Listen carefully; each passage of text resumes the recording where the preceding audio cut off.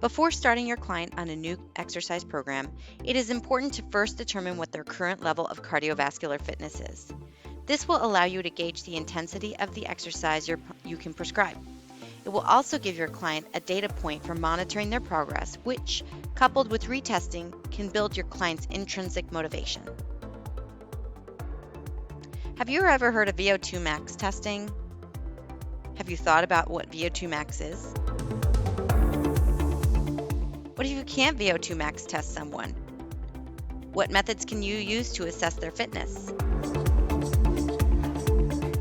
After watching this video, you will be able to describe methods for assessing cardiovascular fitness. Fitness assessment is an important component of any exercise program.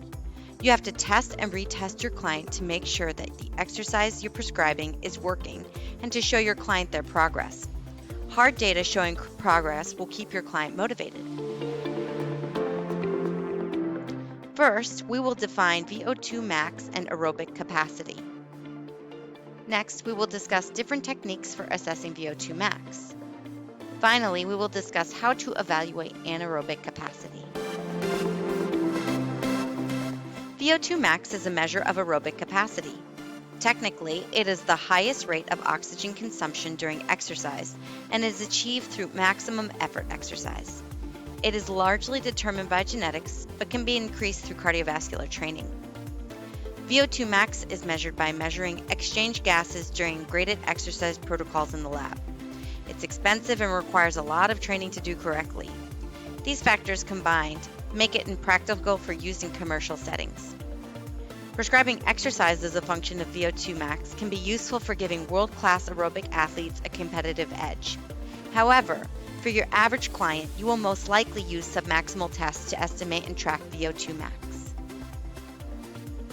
You can use tests like the 1 mile walk, 1 mile run, or 12-minute run to estimate VO2 max. The test you select will depend on the fitness level of your client. A 1 mile walk may be more appropriate for a new exerciser, while a 12-minute run may be more appropriate for someone who has already been exercising regularly. Results from these tests can help you determine the parameters related to your exercise prescription, like time, intensity, and modality.